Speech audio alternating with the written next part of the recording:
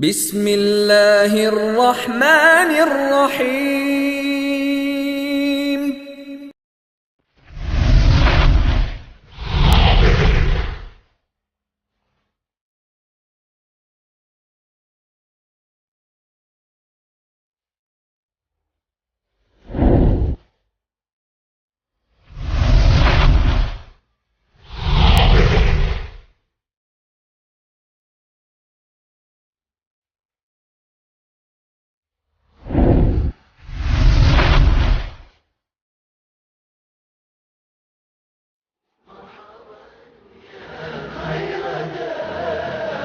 طلع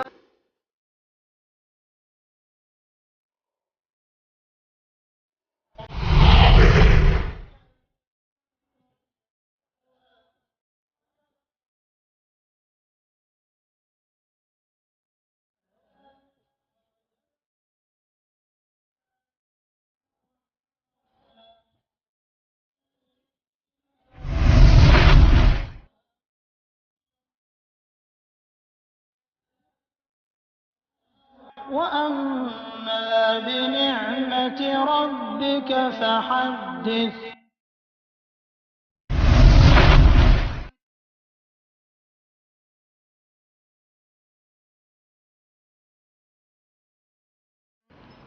السلام عليكم ورحمة الله وبركاته. إن الحمد لله نحمده ونستعينه ونستغفره ونعوذ بالله من شرور أنفسنا ومن سيئات أعمالنا. من يهده الله فلا مضل له ومن يضلل فلا هادي له، وأشهد أن لا إله إلا الله وحده لا شريك له، وأشهد أن محمدًا عبده ورسوله. يا أيها الذين آمنوا اتقوا الله حق تقاته ولا تموتن إلا وأنتم مسلمون. يا أيها الناس اتقوا ربكم الذي خلقكم من نفس واحدة وخلق منها زوجها وبث منهما رجالا كثيرا ونساء. واتقوا الله الذي تساءلون به والأرحام إن الله كان عليكم رقيبا.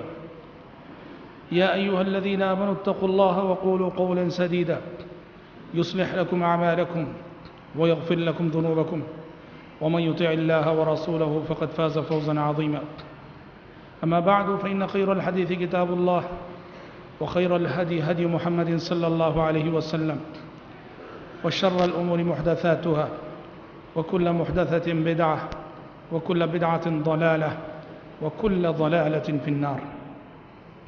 حضرات، اللہ تعالیٰ کا بے انتہا شکر و احسان ہے کہ ایک مبارک سلسلہ جس میں ہم نبی کریم صلی اللہ علیہ وسلم کی سیرت اور آپ کی حیات طیبہ کو بچپن سے، ولادت سے آپ کی وفات تک تفصیل سے انشاءاللہ تعالی سنیں گی، یہ سلسلہ شروع ہوا ہے۔ کل کے درس میں آپ صلی اللہ علیہ وسلم کی ولادت باسعادت، آپ کی یتیمی اور آپ کی رضاعت، اور آپ کے ساتھ جو معجزہ شق صدر پیش آیا تھا اس پر روشنی ڈالی گئی تھی، اور آج کے درس میں بھی انشاءاللہ تعالی نبوت سے پہلے کی زندگی سے متعلق جو باتیں رہ گئی ہیں ان پر روشنی ڈالی جائے گی۔ آمینہ کی وفات کے بعد دادا عبد المطلب نے نبی کریم صلی اللہ علیہ وسلم کو اپنی پرورش اور اپنی تربیت میں لیا تھا، اور جب پیارے نبی 8 سال کے ہوئے تو دادا عبد المطلب بھی انتقال کر گئے، تو چچا ابو طالب کی پرورش اور ان کی نگہداشت میں آپ صلی اللہ علیہ وسلم رہے۔ جب آپ لڑکپن کی عمر کو پہنچے تو پیارے نبی صلی اللہ علیہ وسلم اجرت کے عوض مکے والوں کی بکریاں چرانے لگے، مکے والوں کی بکریاں چرانے لگے۔ اور یہ بکریاں چرانا دراصل اللہ تبارک و تعالیٰ کی جانب سے ایک تربیت تھی، ایک ٹریننگ تھی۔ جیسے پیارے نبی نے حدیثوں میں فرمایا کہ صرف میں نہیں، مجھ سے پہلے جتنے پیغمبر اس دنیا میں گزرے ہیں سارے ہی پیغمبروں نے بکریاں چرائی ہیں۔ یہ دراصل اللہ کی جانب سے، قدرت کی جانب سے پیغمبروں کو تربیت دینے، پیغمبروں کی ٹریننگ کا ایک انداز تھا. کس بات کی تربیت؟ دیکھو، پیغمبروں کو قوموں کی امامت کرنی ہوتی ہے، قوموں کی رہبری کرنی ہوتی ہے، اور انسانوں کی رہبری کرنا، سب انسانوں کو ساتھ لے کر چلنا، یہ کوئی آسان کام نہیں ہے. انسان الگ الگ مزاج کے ہوتے ہیں، الگ الگ طبیعتوں کے ہوتے ہیں. بڑا صبر چاہیے انسانوں کا لیڈر بننے کے لیے، انسانوں کی کمانڈنگ کے لیے، انسانوں کی رہبری کے لیے بڑا صبر چاہیے. وہی شخص کسی بھی اجتماعیت کی لیڈرشپ کو صحیح طریقے سے نبھا سکتا ہے جس کے اندر صبر کا حوصلہ ہو. یاد رکھنا، لوگوں کو لے کے چلنا، چاہے آپ کسی مسجد کے تحت، کسی جماعت اور جمعیت کے تحت، کسی مرکز اور سینٹر کے تحت، آپ ایک رہنما، رہبر اور لیڈر بن کے جب کسی اجتماعیت کو لے کے چلتے ہیں تو آپ کے اندر بڑا صبر چاہیے. سب لوگ آپ کو چاہنے والے، سب لوگ آپ کو ماننے والے نہیں ہوا کرتے. لوگوں کے مزاج الگ الگ ہوتے ہیں. انسانوں کی جانب سے آپ کو بہت تکلیف پہنچے گی، بہت رنج پہنچے گا. قوموں کو، انبیاء کو قوموں نے کیسے ستایا، کتنا پریشان کیا. پیارے نبی صلی اللہ علیہ وسلم مال غنیمت تقسیم کر رہے ہیں. ایک شخص آیا اور آ کے کہا، یا محمد اعدل، اے محمد انصاف کرو، انصاف کرو. نعوذ باللہ وہ یہ کہنا چاہ رہا تھا کہ آپ جانبداری سے کام لے رہے ہیں اور آپ نا انصافی کر رہے ہیں. پیارے نبی صلی اللہ علیہ وسلم کا چہرہ غصے سے سرخ ہو گیا، کیونکہ آپ پر ظلم کا الزام، جانبداری کا الزام. پیارے نبی نے فرمایا کہ دنیا میں اگر میں نا انصاف کروں تو پھر کون انصاف کرے گا؟ پھر آپ نے کہا، رحم اللہ موسیٰ لقد اوذی فی اللہ اکثر من ھذا فصبر علی ذلک. اللہ رحم کرے میرے بھائی موسیٰ پر کہ ان کو ان کی قوم بنو اسرائیل نے اس سے زیادہ ستایا پر انہوں نے صبر کیا.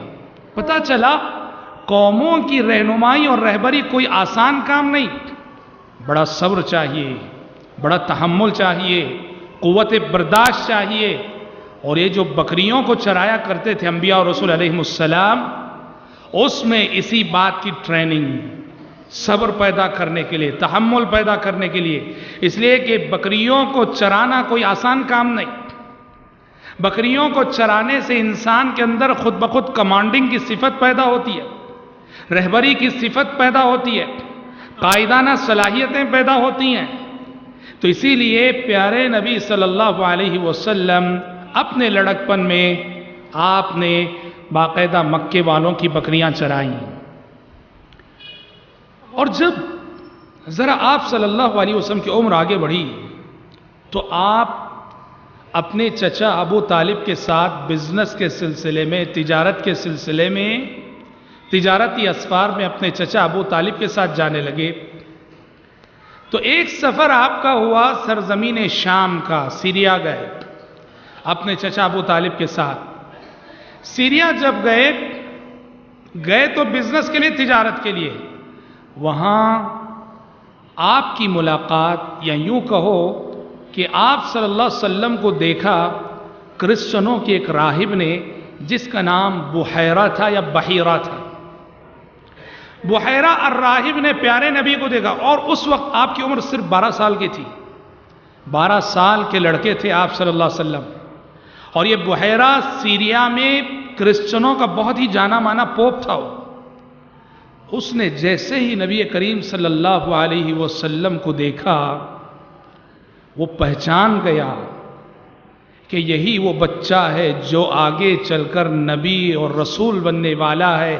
یہی وہ بچہ ہے کہ جس کے سلسلے میں ہماری بائبل میں پیشن گوئیاں کی گئی ہیں.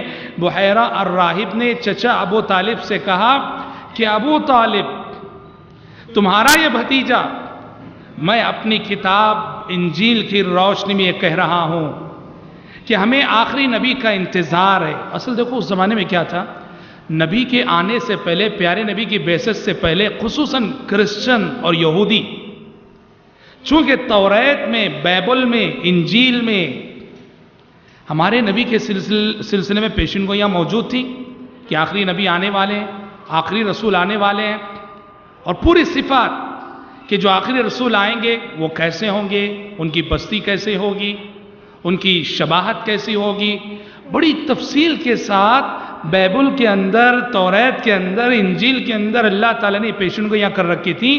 اور اس دور میں اہل کتاب کو بڑا انتظار تھا.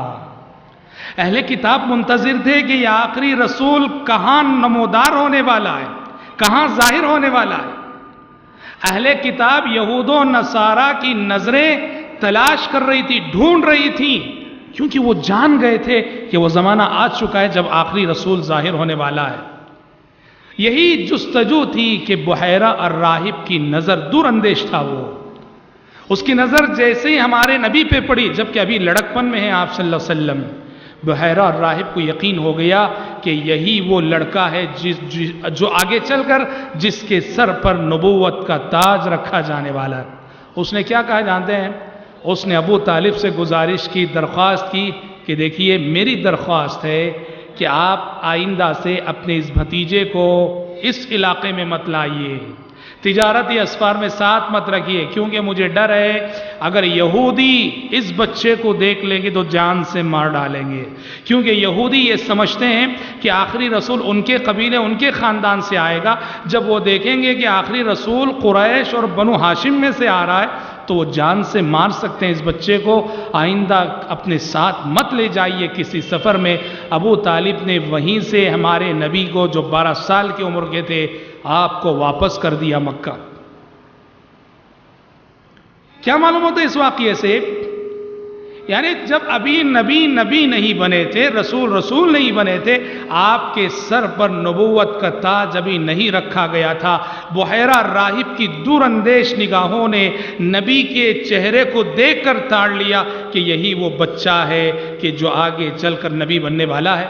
حضرات اصل میں ایک بات کیا ہے، جیسا کہ ابھی میں بتایا، اللہ تعالیٰ نے یہ بات صاف طور پہ کہی ہے کہ کرسچن اور یہودی، ان دونوں کے جو علماء ہیں، پبلک کی بات نہیں، کرسچن اور یہودیوں کے علماء، ان کے بارے میں قرآن ایک بات کہتا ہے کہ یہ نبی کریم صلی اللہ علیہ وسلم کو خوب اچھی طرح جانتے، پہچانتے ہیں کہ محمد ہی اللہ کے آخری رسول ہے، محمد ہی صلی اللہ کے سچے رسول ہیں.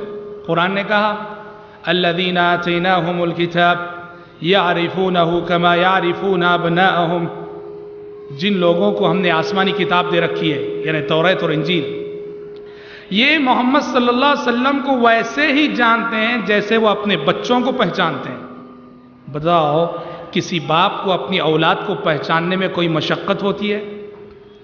کسی باپ کو اپنی اولاد کو پہچاننے میں کوئی تکلیف ہوتی؟ بالکل نہیں. ہر باپ جانتا ہے یہ میرا بچہ، یہ میری اولاد ہے. قرآن کہہ رہا ہے کہ کرسچنوں کے علماء، یہودیوں کے علماء نبی کریم صلی اللہ علیہ وسلم کو ویسے ہی جانتے ہیں، ویسے ہی پہچانتے ہیں جیسے کہ وہ اپنی اولاد کو اور اپنے بچوں کو جانتے ہیں. بائبل کے اندر ہمارے نبی کا ذکر فارقلیت کے لفظ سے، فارقلیت آنے والا ہبرو لینگویج میں، عبرانی زبان میں، اور فارقلیت کا ٹرانسلیشن اگر آپ عربی میں کرتے ہیں تو محمد، اور محمد کے معنی ہیں صلی اللہ علیہ وسلم، محمد کے معنی تعریف کیا ہوا، حمیدہ کے معنی آتے ہیں حمد و ثنا کرنا، تعریف کرنا.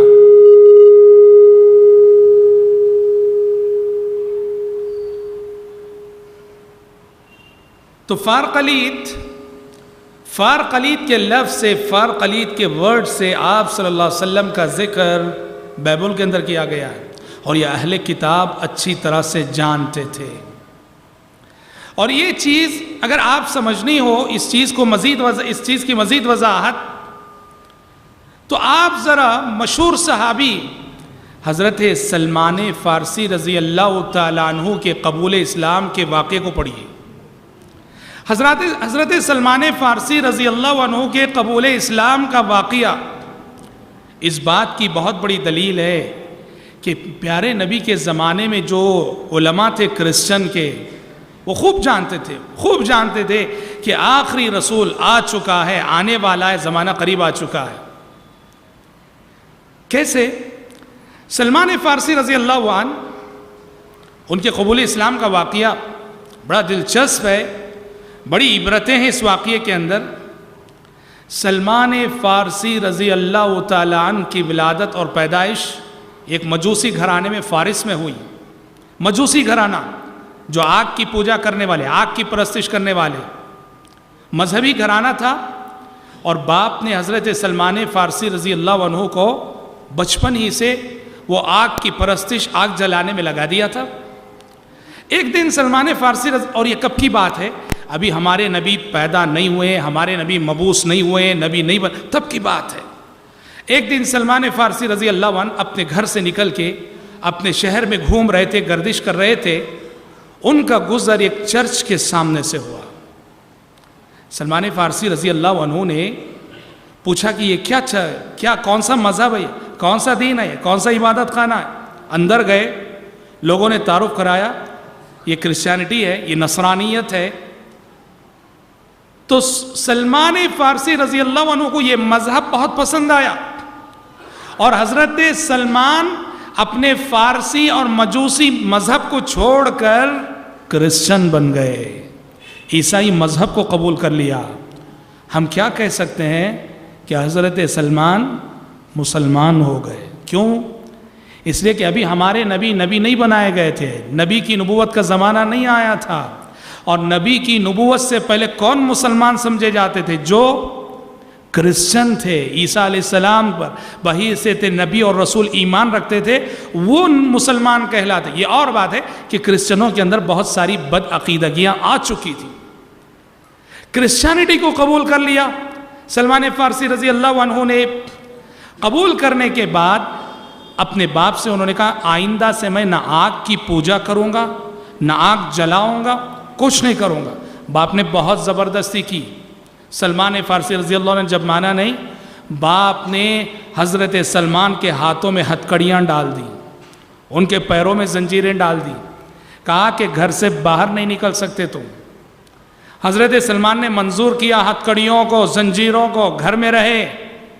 اور ایک مرتبہ چرچ والوں کو ایک میسیج بھیجا، پیغام دیا کہ اگر کوئی قافلہ آئے تمہارے راہبوں کا، تمہارے مذہب کے رہنماؤں کا، تو ذرا مجھے خبر دینا۔ چند دنوں بعد چرچ سے یہ پیغام حضرت سلمان کو گیا کہ شام کا ایک قافلہ آیا ہوا ہے۔ تو حضرت سلمان اپنے فیملی ممبرز میں سے کسی کی مدد سے ہتھکڑیاں کھلوا لیں، زنجیریں کھلوا لیں، گھر کو چھوڑے سیدھے اس قافلے کے ساتھ ہو گئے۔ اس قافلے کے ساتھ ہو کر فارس کو چھوڑ کر شام چلے گئے، سیریا چلے گئے۔ شام جا کر شام کا جو مرکزی چرچ تھا، اس کا جو سب سے بڑا پوپ تھا، راہب تھا، اس کے پاس گئے، سارا قصہ سنایا۔ دیکھو میں فارسی گھرانے کا ہوں، مجوسی گھرانے کا ہوں، میں نے حق کو قبول کیا ہے، اب میں اپنے دین اور ایمان کو بچانے کے لیے تمہاری تربیت میں رہنا چاہتا ہوں، مجھے قبول کر لو، اپنی تربیت میں رکھ لو۔ سیریا کا مرکزی چرچ، اس کا سب سے بڑا پوپ، اس نے حضرت سلمان فارسی کی درخواست قبول کر لی، اور حضرت سلمان چرچ کے اندر اس کی خدمت میں لگے رہے۔ حضرت سلمان نے دیکھا کہ یہ جو پوپ ہے بہت غلط انسان ہے، خاموش دیکھ رہے تھے، کسی کو نہیں بتا رہے تھے، دیکھا کہ بہت غلط انسان ہے۔ کیا کر رہا ہے وہ تقریریں کرتا ہے، لوگوں اللہ کے راستے میں خرچ کرو، دین کے لیے خرچ کرو۔ لوگ جب سونا چاندی سب خرچ کرتے ہیں تو اپنی جیب بھرتا ہے، لوگوں کا خرچ کیا ہوا مال جو چرچ کو آتا ہے دین کے راستے میں لٹانے کے بجائے اپنی جیب بھر رہا ہے۔ خاموش دیکھتے رہے، اور قرآن مجید یہ بات کہتا ہے یا ایھا الذین آمنوا ان کثیرا من الاحبار والرہبان لیأکلون اموال الناس بالباطل۔ اے ایمان والو، کرسچنوں اور یہودیوں کے بہت سارے علماء اپنی پبلک کا پیسہ ناحق کھایا کرتے تھے. کیا مطلب؟ تم ایسا نہ کرنا. تو حضرت سلمان نے دیکھا سب سے بڑے چرچ کا سب سے بڑا پوپ اور اتنا بڑا دغا باز پبلک کو کہتا ہے کہ خرچ کرو، اور پبلک جب خرچ کرتی ہے تو اپنی جیب بھرتا ہے. دیکھتے رہے اور کسی کو بتایا نہیں، یہاں تک کہ اس کا انتقال ہو گیا. جب اس کا انتقال ہوا، حضرت سلمان نے لوگوں سے کہا کہ لوگوں، میں تمہیں ایک بات بتاتا ہوں، یہ تمہارا مذہبی رہنما، یہ پوپ، یہ راہب، یہ اچھا انسان نہ تھا. یہ تم سے کہتا تھا کہ خرچ کرو، اور تم جو خرچ کرتے تھے اپنی جیب بھرتا تھا. حضرت سلمان کی لوگوں میں بڑی عزت تھی ان کے اخلاق کی وجہ سے، ان کی بات پہ یقین تھا. پروف کے طور پر انہوں نے سونے سے بھرے ہوئے 2 مٹکے دکھا دیے. اس نے سونے سے بھر کر 2 مٹکے رکھے تھے اس پوپ نے، وہ دکھائے. لوگوں نے دیکھا ان کا خرچ کیا وہ سونا اس مٹکے کے اندر موجود ہے جس کو اس نے اپنی ذاتی ملکیت بنا رکھا ہے. تو امام ذہبی رحمۃ اللہ علیہ سیر اعلام النبلاء میں صحیح سند سے واقع روایت کرتے ہیں کہ کرسچنوں نے اس پوپ کی لاش کو سولی پہ لٹکایا. جو اس پوپ کی لاش کو اتنا غصہ آیا ان کو، اتنا بڑا دغاباز اور اتنا بڑا دھوکے باز، اس پوپ کی لاش کو سولی پہ لٹکایا. اچھی بات. اس پوپ کے بعد اب حضرت سلمان کو حق پہ قائم رہنا ہے. جیسے آپ شریعت کہتی ہے کہ علم والوں کی رہنمائی میں رہو، حق پہ قائم رہو گے. اب یہ تو ایسا نکلا کسی دوسرے پوپ کی تلاش میں نکلے جس کی تربیت میں رہ کر وہ حق پہ قائم رہ سکے. مل گیا وہ پوپ، اس کے پاس گئے، درخواست کی کہ میں آپ کی تربیت میں رہنا چاہتا ہوں، اسے کہ مجھے حق پہ قائم رہنا ہے، مجھے قبول کرو. اس نے قبول کیا، اس کی تربیت میں رہے. یہاں تک کہ اس کے انتقال کا وقت آیا. سلمان فارسی رضی اللہ عنہ نے اس سے پوچھا کہ بھائی آپ مر رہے ہو، آپ کے بعد مجھے حق پہ قائم رہنا ہے، میں کس کی تربیت میں رہوں؟ اس نے کہا کہ موصل چلے جاؤ، عراق کا مشہور شہر. موصل میں ایک پوپ ہے، ایک راہب ہے، اس کی تربیت میں رہنا. اس کی تدفین سے فارغ ہو کر سلمان فارسی رضی اللہ عنہ موصل چلے گئے. موصل میں اس پوپ کے پاس جا کے درخواست کی، اپنا سارا واقعہ سنایا اور کہا کہ میں آپ کی تربیت میں رہنا چاہتا ہوں. اس نے قبول کر لیا، اس کی تربیت میں رہنے لگے. یہاں تک کہ اس کے انتقال کا بھی وقت آ گیا. تو حضرت سلمان نے کہا مجھے وصیت کرو کہ میں آپ کے بعد اگر مجھے حق پہ قائم رہنا ہے میں کس کی تربیت میں ہوں؟ اس نے کہا مدائن چلے جاؤ، وہاں ایک پوپ رہتا ہے فلاں پوپ، اس کی تربیت میں رہنا. اس طرح کتنے پوپ بدلے جانتے ہیں حضرت سلمان؟ 10 پوپ، 10 راہب. اور آپ کو معلوم ہونا چاہیے حضرت سلمان وہ صحابی ہیں جنہوں نے لمبی عمر پائی، لمبی عمر پائی، لمبی حیات پائی تھی انہوں نے. جو آخری اور 10واں پوپ تھا، 10واں راہب تھا، اس کے ساتھ ایک ماجرا ہوا. وہ مر رہا تھا، آخری سانسیں تھیں. حضرت سلمان نے اس سے پوچھا کہ دیکھو آپ تو دنیا سے جا رہے ہو، آپ کے بعد مجھے حق پہ قائم رہنا ہے تو بتاؤ میں کس پوپ کی تربیت میں رہوں؟ وہ اچھا انسان تھا. اس نے کہا کہ سلمان، میری نظروں میں اب کرسچنوں میں کوئی سچا انسان باقی نہ رہا. کرسچن علماء، کرسچنوں کے راہبوں، کرسچنوں کے جو پوپ ہیں، ان میں کوئی اچھا انسان باقی نہیں رہا. سلمان نے کہا اب مجھے حق پہ قائم رہنا ہے، میں کیا کروں؟ اس نے کہا کہ سلمان ایک بات میں تم سے کہتا ہوں، وہ یہ ہے کہ ہماری بائبل میں، ہماری انجیل میں جس آخری رسول فارقلیت کی بشارت سنائی گئی ہے، پیشن گوئی کی گئی ہے، سلمان وہ زمانہ آ چکا ہے، آ چکا ہے. اس نبی کو اگر ڈھونڈ سکتے ہو، تلاش کر سکتے ہو تو تلاش کر لو. اور حق پہ قائم رہنے کا اب یہی ایک اکیلا اور واحد راستہ ہے. سلمان فارسی رضی اللہ عنہ نے کہا کیسے پہچانوں میں اس نبی کو؟ کیا علامت ہے اس نبی کی؟ اس پوپ نے کہا ہماری بائبلز کی معلومات سے پتہ چلتا ہے کہ وہ آخری نبی عرب میں آئیں گے، وہ آخری نبی عرب میں آئیں گے، تو لہٰذا عرب چلے جانا. اچھا اور کوئی علامت کا؟ 2 نشانیاں، ان 2 نشانیوں سے ان کو پہچاننا. پہلی نشانی یہ ہے کہ وہ آخری نبی اور آخری رسول وہ صدقہ نہیں کھائیں گے، صدقے کو اپنے لیے حلال نہیں سمجھیں گے. ہاں گفٹ اور ہدیہ قبول کریں گے، ہدیے کے نام سے کوئی بھی چیز دو وہ لیں گے، لیکن اگر صدقے کے نام سے دو تو وہ نہیں لیں گے. ایک علامت یہ ہے.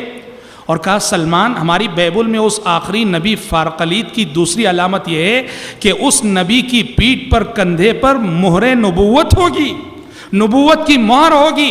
ان دو علامتوں سے پہچاننے کی کوشش کرنا. اس پوپ کا انتقال ہو گیا، کفن دفن سے فارغ ہوئے، تدفین سے فارغ ہوئے. اب حضرت سلمان کی جستجو تھی عرب جانا ہے. عرب کا ایک قافلہ آیا، حضرت سلمان اس قافلے والوں کے پاس گئے، جا کے ریکویسٹ کی، درخواست کی، ذرا مجھے اپنے ساتھ لے لو اور مجھے عرب لے جانا. قافلے والوں نے ساتھ لے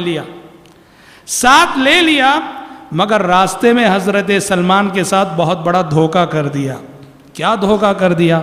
دھوکہ یہ کیا کہ حضرت سلمان کو دیکھا کہ اکیلے ہیں وہ، ایک مارکیٹ میں لے جا کر یہ غلام کی حیثیت سے بیچ ڈالا.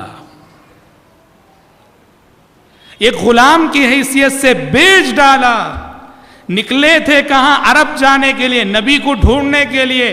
اتنا بڑا حادثہ ہو گیا کہ قافلے والوں نے غداری کر کے مارکیٹ میں غلام کی حیثیت سے بیچ ڈالا. مگر رب کی قدرت دیکھو کہ اس وقت مارکیٹ میں حضرت سلمان کو جس نے خریدا وہ مدینے کا رہنے والا ایک یہودی تھا. ہاں سبحان اللہ، کیسے پہنچ رہے ہیں دیکھو. حادثہ ہے، ان کے ساتھ دھوکہ ہو رہا ہے، غداری ہو رہی ہے، مگر یہی حادثہ انہیں منزل تک پہنچا رہا ہے. خرید رہا ہے کون؟ ایک یہودی خرید رہا ہے جو مدینے کا رہنے والا، جبکہ سلمان کو خبر نہیں کہ وہ آخری نبی اسی مدینے میں پہنچے ہوئے ہیں. اور اس وقت تک اللہ کے نبی کی بعثت ہو چکی تھی، آپ مکے سے ہجرت کر کے مدینہ آ چکے تھے صلوات اللہ وسلم علیہ. جب مدینہ پہنچے اپنے اس یہودی آقا کے ساتھ، بالکل انہی دنوں پیارے نبی ابھی مدینہ آئے ہوئے تھے. سارے مدینے میں یہ خبر گرم تھی کہ ایک نبی آئے، ایک پیغمبر آئے، ایک رسول آئے ہیں. حضرت سلمان خاموشی سے حالات کا جائزہ لیتے رہے. ایک دن اپنے یہودی آقا سے پوچھ بیٹھے، کہا کہ یہ جو رسول آئے ہیں، یہ جو نبی آئے ہیں، ان کے بارے میں آپ کا کیا خیال ہے؟ اس یہودی نے حضرت سلمان کو جواب دینے کے بجائے ایک تھپڑ مار دیا، کیونکہ یہودی پیارے نبی سے بہت جل رہے تھے. ان کو یہ تھا کہ آخری نبی ہمارے خاندان اور قبیلے سے آنے کے بجائے بنو ہاشم اور قریش میں سے آ گئے. بہت حسد کی آگ میں جل رہے تھے. تو جیسے حضرت سلمان نے پوچھا تو تھپڑ مار دیا. حضرت سلمان سمجھ گئے کہ میرا آقا شاید میرے مقصد میں میری مدد کرنے والا نہیں ہے. ذرے دن بعد کیا کیے، وہ خود اللہ کے نبی کی خدمت میں پہنچے. ایک اجنبی شخص، پیارے نبی ان کو جانتے نہیں، ایک اجنبی کی حیثیت سے پہنچے. تھوڑا سا مال لے گئے اور مال لے جا کے کہا کہ لیجئے جناب، یہ میری جانب سے آپ کے لیے صدقہ ہے. وہ جو پوپ نے علامت بتائی تھی وہ آزما رہے ہیں. یہ میری جانب سے آپ کے لیے صدقہ ہے. جیسے ہی انہوں نے صدقہ کہا، پیارے نبی نے کہا کہ دیکھو ہم صدقہ نہیں کھایا کرتے، فلاں غریب کو دے دو. ایک غریب صحابی کی جانب اشارہ کر کے کہا یہ صدقہ فلاں غریب کو دے دو. غریب کو دے دیا اور واپس آ گئے. چند دنوں بعد پھر سے دوبارہ تھوڑا سا مال لے گئے. لے جا کر کہا لیجئے جناب، یہ میری جانب سے آپ کے لیے ہدیہ ہے. اور جیسے ہی ہدیہ اور گفٹ کہا، پیارے نبی نے فوراً قبول کیا. اب ایک علامت تو پوری ہو گئی، ایک نشانی تو پوری ہو گئی. وہ جو پوپ بتایا تھا بائبل کے حوالے سے کہ جو فارقلیط آنے والا ہے وہ ہدیہ کھائے گا، صدقہ نہیں کھائے گا. اب دوسری علامت کیا کہ اس آخری نبی کے کندھے پر مہر نبوت ہوگی، نبوت کی مہر ہوگی، اسٹامپ ہوگا نبوت کا. اب حضرت سلمان مجلس میں بیٹھے ہیں، بار بار اٹھ کر پیچھے جا رہے ہیں. پیارے نے پیچھے جا رہے ہیں، آ رہے ہیں، پیچھے جا رہے ہیں، آ رہے ہیں. پیارے نبی سمجھ گئے کہ یہ اجنبی شخص شاید نبوت کی مہر دیکھنا چاہ رہا ہے. پیارے نبی نے فوراً کیا کیا، اپنی چادر مبارک ہٹائی اور آپ کے کندھے پر ابھرا ہوا گوشت، مہر نبوت کیا ہے، آپ کے کندھے پر رونڈ ابھرا ہوا گوشت تھا، وہ آپ کے نبی ہونے کی ایک مہر تھی، ثبوت تھا وہ۔ پیارے نبی نے اپنی چادر ہٹائی کہ یہ اجنبی شخص مہر نبوت کو دیکھنا چاہ رہا ہے، اور جیسے ہی حضرت سلمان کی نظر مہر نبوت پہ پڑی، پیچھے سے چمٹ گئے پیارے نبی سے، بوسا لیا مہر نبوت کا، اور زارو قطار رونے لگے، زارو قطار رونے لگے، خوشی کے آنسو، غم کے آنسو، غم اس بات کا کہ گھر سے جدا ہوئے، ماں باپ سے جدا ہوئے، خاندان سے جدا ہوئے، ملک سے جدا ہوئے، اور خوشی اس بات کی کہ جس نبی اور رسول کی تلاش میں نکلے تھے، اللہ اکبر، منزل مل گئی، منزل تک پہنچ گئے، اس نبی سے ملاقات ہو گئی۔ زارو قطار رو رہے تھے۔ پیارے نبی نے پوچھا کون ہو تم، ماجرا کیا ہے تمہارا؟ سلمان نے اس وقت ساری داستان سنائی، کہا کہ میں وہ شخص ہوں کہ تلاش حق کا سفر میں نے فارس سے شروع کیا، 10 راہی پر 10 پوپ بدل کر آج آپ تک پہنچا ہوں۔ اے اللہ کے نبی، یہ ساری قربانیاں محض حق پر قائم رہنے کے لیے میں نے دی ہیں۔ بہت بڑی بات ہو گئی۔ اب حضرت سلمان فارسی رضی اللہ عنہ نے دیکھا کہ ان کی غلامی خدمت اسلام کے راستے میں ایک بہت بڑی رکاوٹ ہے،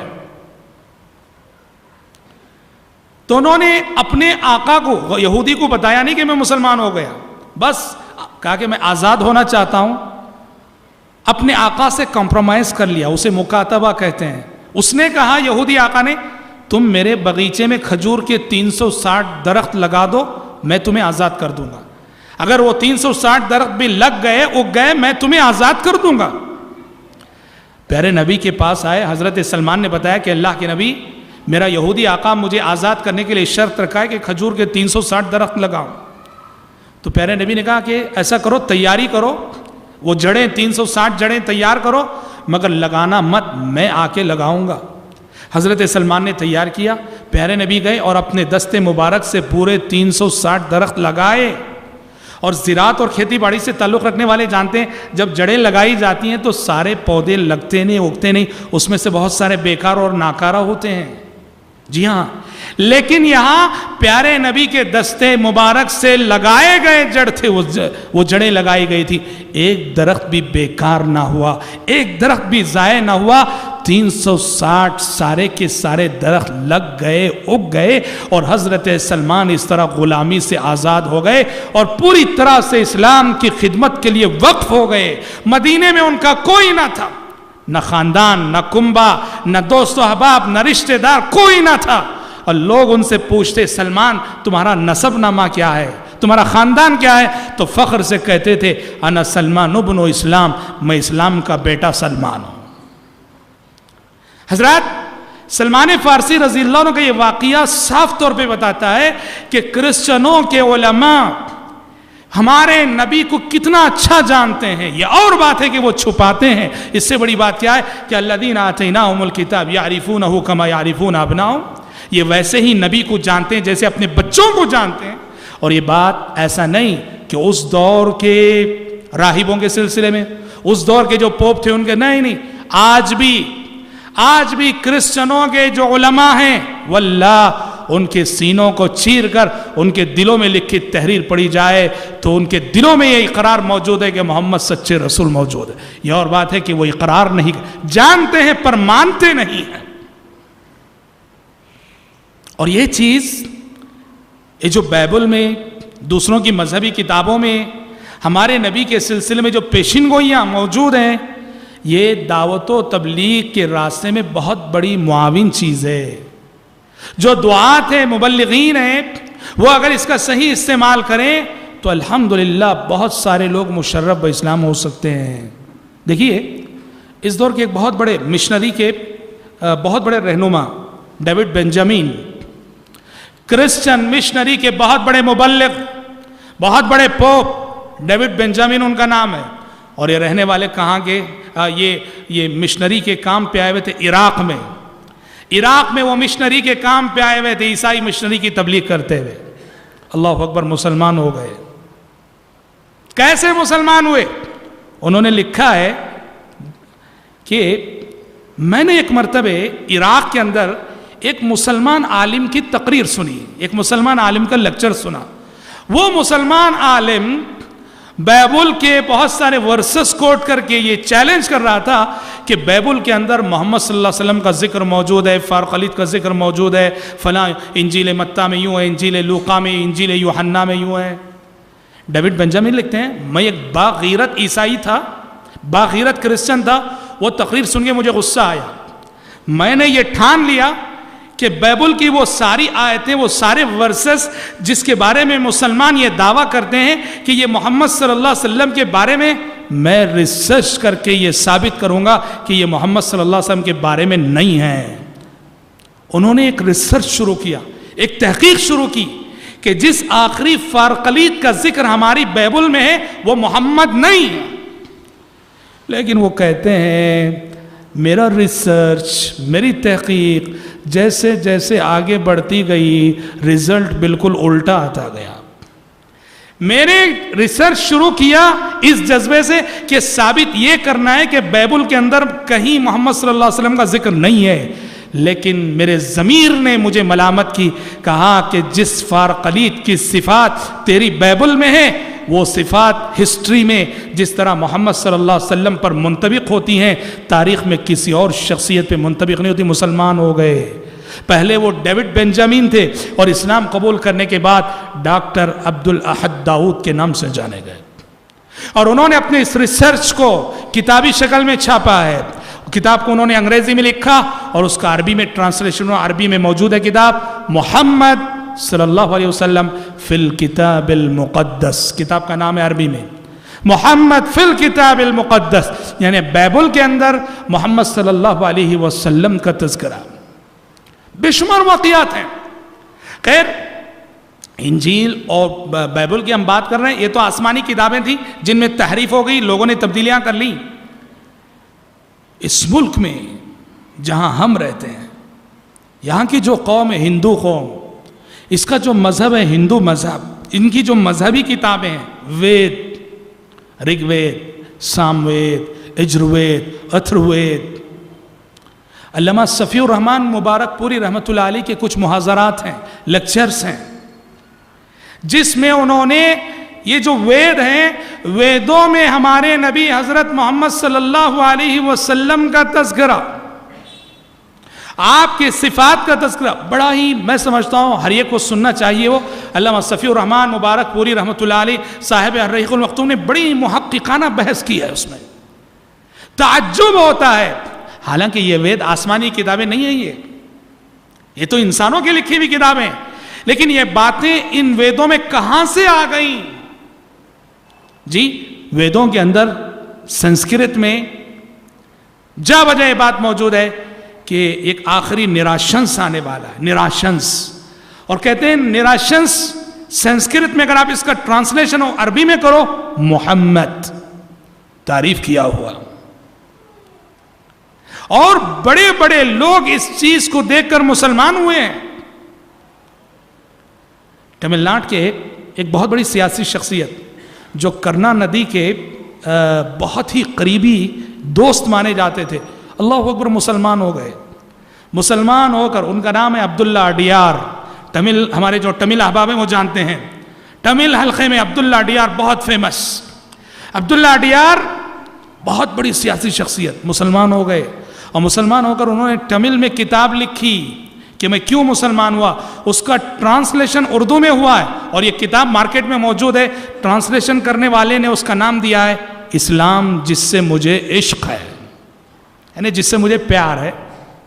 اس میں عبداللہ اڈیار نے ذکر کیا ہے کہ مجھے اسلام قبول کرنے پر آمادہ کرنے والی ایک بہت بڑی چیز، خود ہماری اپنی بائبل میں، ہماری وید میں محمد صلی اللہ علیہ وسلم، آپ کے صحابہ، آپ کے شہر مکہ، آپ کے شہر مدینے کے بارے میں جو پیشین گوئیاں موجود ہیں،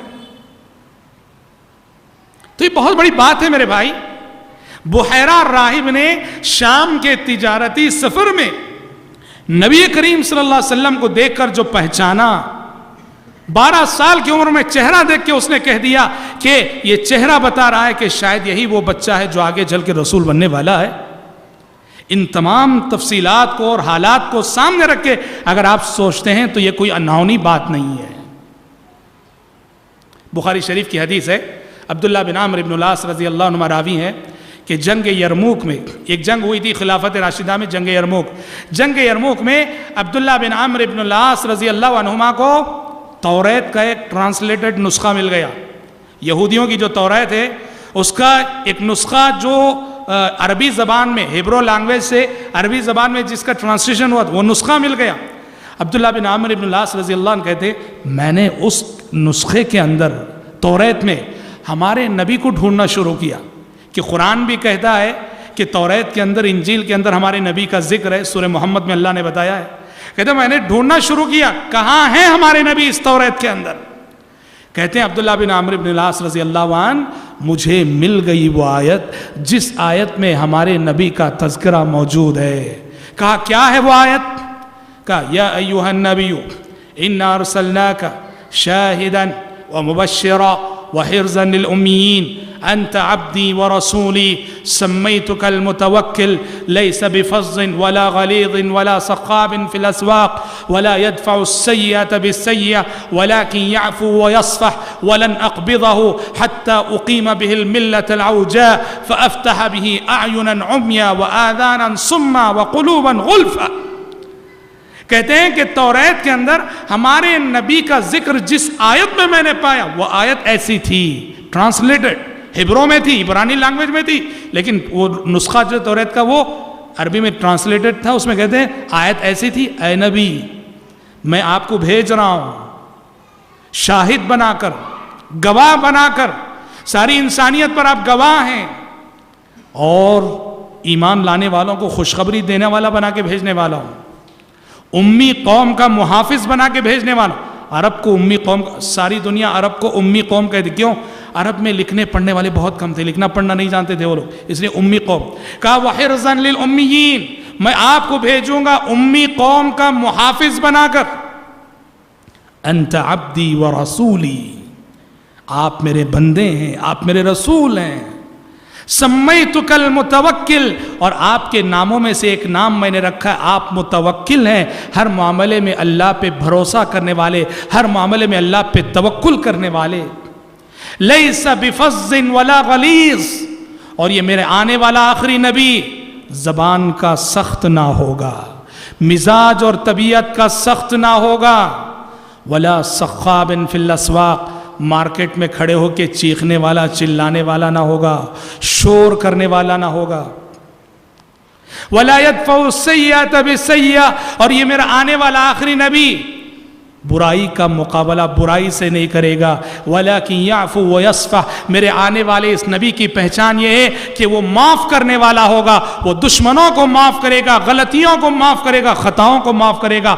معاف کرنا اس کی پہچان ہوگی.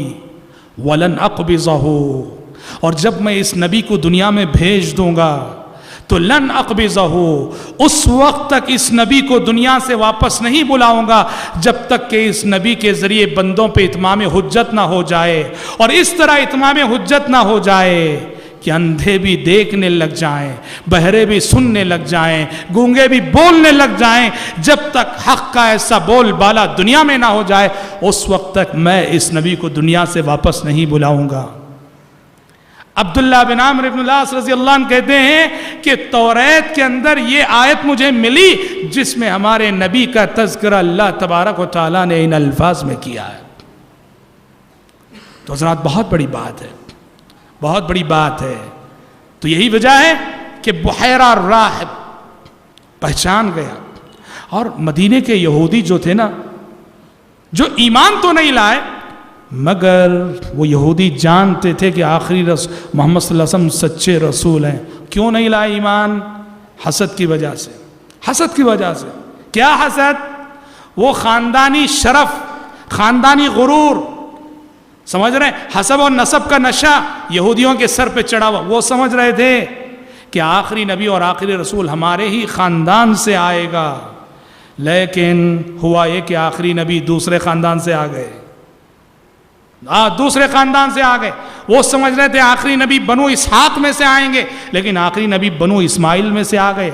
اس لیے قرآن نے کہا حسدا من عند انفسهم من بعد ما تبین لهم الحق ود كثير من أهل الكتاب لو يردونكم من بعد إيمانكم كفارا حسدا من عند أنفسهم من بعد ما تبين لهم الحق. اے پیغمبر، یہ یہودی، یہ کرسچن، یہ تو چاہتے ہیں کہ تمہیں اسلام سے مرتد کر دیں. کیوں؟ محض حسد کی وجہ سے. من بعد ما تبین لهم الحق، حالانکہ حق کا حق ہونا ان پر واضح ہو چکا ہے، حق کو وہ جان چکے ہیں، مگر حسد کی وجہ سے وہ نہیں مان رہے ہیں. تو حضرات، بہت بڑی بات تھی کہ تجارتی سفر میں پیارے نبی نے اپنے چچا کے ساتھ وہ جو شام گئے آپ، سیریا گئے آپ، وہاں ایک دور اندیش راہب نے، دور اندیش پوپ نے آپ کو پہچان لیا اور کہا کہ یہی وہ بچہ ہے کہ آگے چل کر جس کے سر پر نبوت کا تاج رکھا جانے والا ہے. اور وہی ہوا الحمدللہ. آگے کے حالات انشاءاللہ ہم اپنے آنے والے درس میں پڑھیں گے. کل ہمارا درس انشاءاللہ انجمن حلف الفضول کا قیام اور حضرت خدیجہ سے آپ کی شادی، اور اسی پنس منظر میں ہم تفصیل سے گفتگو کریں گے کل آپ نے جو 11 شادیاں کی، اس کی حکمت کیا، اس کا فلسفہ کیا. کیونکہ یہ کرسچن مشنریز کے مبلغین، آریہ سماج کے مبلغین کم علم نوجوانوں کو آپ صلی اللہ علیہ وسلم کی 11 شادیوں کا مسئلہ لے کر بہت کنفیوز کرتے ہیں. کل ہم اس پر روشنی ڈالیں گے کہ یہ کیوں ہوئی، کن حالات میں ہوئی، کیا حکمتیں تھیں انشاءاللہ تعالی. اور ساتھ ساتھ نبوت سے پہلے ایک آخری واقعہ جو حجر اسود کو، یعنی قریش مکے میں سیلاب آ کر خانہ کعبہ کی دیواریں منہدم ہو چکی تھیں، دراڑیں پڑ چکی تھیں، اس موقع سے پیارے نبی نے جو کردار ادا کیا، یہ سارے موضوعات انشاءاللہ کل ہم سنیں گے. آج اسی پر اکتفا کرتے ہوئے اللہ تعالیٰ سے دعا کرتے ہیں کہ رب العالمین ہم سب کے، آپ سب کے مل بیٹھنے اور جمع ہونے کو شرف قبولیت سے نوازے، اور رب العالمین سیرت رسول سے جو سبق، جو عبرتیں ہمیں حاصل کرنی چاہیے، اپنی زندگی میں سیرت رسول کی تعلیمات کو نافذ کرنے کی رب العالمین توفیق عطا فرمائے. آمین. وآخر دعوانا ان الحمد للہ رب العالمین.